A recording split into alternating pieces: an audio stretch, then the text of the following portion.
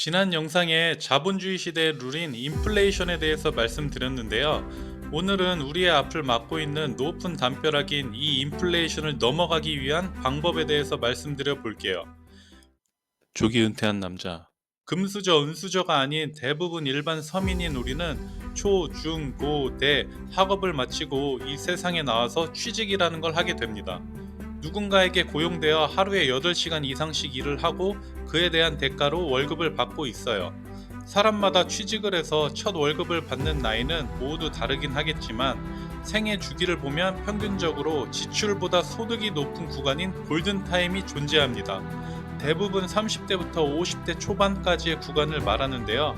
이 구간이 우리 인생에서 소득이 지출보다 높은 구간이에요.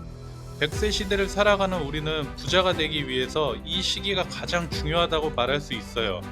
약 20년에서 25년인 이 구간을 어떻게 살아내냐에 따라 50대, 60대 이후의 인생이 결정될 것이기 때문입니다.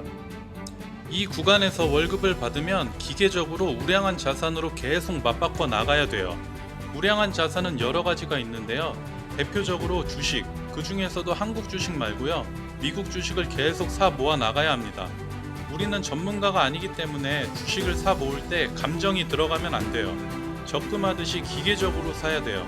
그리고 자산으로서 대표적인 게 부동산이 있는데 부동산은 본인이 거주하기 위해 엉덩이로 깔고 있을 부동산이 아니라 본인은 전세, 월세를 살지언정 투자를 위한 부동산을 꼭 사야 합니다.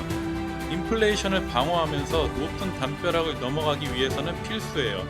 본인 돈을 주고 깔고 앉을 부동산을 사는 게 아니라 본인은 거지같이 살지언정 투자를 위한 부동산을 꼭 취득하시기 바랍니다. 이 두 개가 대표적인 자산이고 여유가 된다면 금, 채권, 원자재, 암호화폐까지 분산하면 더욱 좋을 거예요. 이제 막 취직한 신입사원들이 이 얘기를 들으면 이렇게 말하곤 합니다. 이제 막 취직했는데요. 월급이 적어서 모을 게 없는데요. 아직 시간이 많아서 천천히 하면 되겠죠? 이런 말을 하곤 하는데 어떤 마음인지는 다 이해를 합니다. 그러나 젊은 분들이 간과하는 것이 있는데요. 본인은 아직 젊으니 시간이 무한하다고 생각하는 것과 본인은 늙지 않을 거라는 착각입니다. 여러분 한번 생각해 보세요. 30살에서 55살까지 25년 동안 쉬지 않고 일한다고 가정했을 때 월급 몇 번 받죠? 25 곱하기 12 하면 300. 월급 300번 받는 걸로 본인 인생 100세까지 책임져야 하는 거예요. 회사에서 받을 수 있는 월급은 딱 정해져 있는 겁니다. 우리가 200살, 300살까지 사는 게 아니잖아요.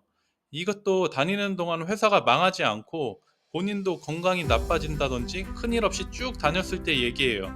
그래서 이 골든타임 시기에 정신 차리고 살아야 하는 겁니다. 본인의 수입보다 과도한 지출을 하면 시간만 가고 계속 제자리 걸음만 반복하게 될 뿐이죠. 만약에 그 달의 월급을 다 써버린다? 그 의미를 생각해보면 내 인생은 한 달이 흘렀고 지나갔는데 지난달보다 나는 한 달 더 늙었는데 남긴 거 없이 시간만 간 거죠. 돈은 두 종류가 있어요. 자산 또는 부채. 부채는 구매한 뒤에 무조건 가치가 떨어지거나 시간이 지나면 제로가 되는 것들을 말합니다. 예를 들면 자동차, 옷, 신발, 음식, 취미생활, 여행, 사교육 등이 있습니다. 이것들은 사자마자 즉시 감가상각이 되고 가치가 하락해서 제로가 되는 것들입니다.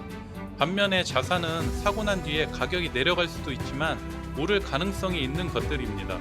예를 들면 주식, 부동산, 금, 예술품 등이 있는데 공부를 통해서 잘 고르면 시간이 지날수록 가격이 올라갈 것들입니다. 근데 문제가 있어요. 사람의 본성은 당장 눈앞에 좋아 보이는 것, 남한테 보여주고 자랑할 수 있는 것, 화려한 것, 즉 자산보다 부채를 훨씬 좋아합니다. 부동산은 비싸서 못 산다는 핑계를 대면서 그 돈으로 차는 삽니다. 주식을 사기보다는 명품을 산다든지, 고급 레스토랑에서 외식을 한다든지, 돈을 힘들게 아끼고 모아서 오마카세를 먹는다든지, 해외여행을 간다든지요. 힘들게 모은 돈을 그런 곳에 다 써버리면 앞에서도 말씀드린 것처럼 월급 받을 횟수는 정해져 있고 나는 작년보다 더 늙었는데 제자리 걸음만 하게 된 거죠.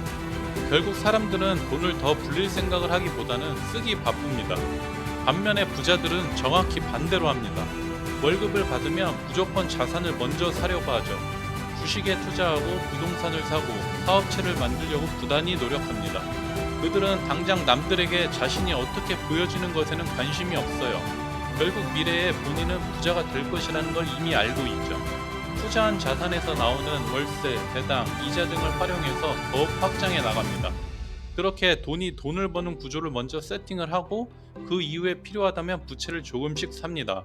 여유 자금이 생기게 되면 그 돈으로 차도 사고 레스토랑도 가고 해외여행도 가죠. 그래서 높은 담벼락인 인플레이션을 넘어가기 위해서는 사는 즉시 감가가 되는 부채를 멀리하고 돈을 벌어다 주는 자산에 돈을 먼저 써야 합니다. 남는 돈을 저축하는 것이 아닌 저축한 후에 남는 돈을 가지고 그거에 맞게 생활을 해야 하죠. 다음은 로버트 기요사키가 쓴 책 부자 아빠 가난한 아빠에서 나오는 구절인데, 부자는 자산을 산다. 가난한 이들은 오직 지출만을 한다. 중산층은 부채를 사면서 그것을 자산이라고 여긴다. 전 세계 자수성가한 사람들의 책을 읽어보면 공통적인 결론은 이겁니다. 본인이 가진 것이 아무것도 없다면 본인의 시간, 노동력을 최대한 활용해서 일찍부터 돈을 벌어라. 목숨 걸고 종잣돈을 모아라. 열심히 아껴서 모으는 게 아니라 목숨 걸고 모아야 된다. 아끼려면 설렁설렁 아끼지 말고 미친 듯이 아껴라. 투자 대상을 찾을 때까지. 투자 대상을 발견했다면 투자를 시작해라. 아끼는 것만으로는 인플레이션을 쫓아가지 못하고 부자가 될 수 없다. 결국 인플레이션을 이기고 높은 담벼락을 넘어가는 방법은 본인의 수입을 자산으로 계속 연결시키고 시간의 힘을 활용하여 복리 효과를 누리는 것이라 할 수 있습니다. 이 세상 모든 위대한 일은 전부 하찮게 시작되었음을 절대 잊지 말고, 아무리 큰 일도 작은 시도에서부터 시작되었다는 것을 기억하면서 용기 내서 꾸준히 시도하세요. 용기는 무서워하지 않는 것이 아니다. 무서워도 계속하는 것, 울면서 계속 걸어가는 것, 그게 용기다.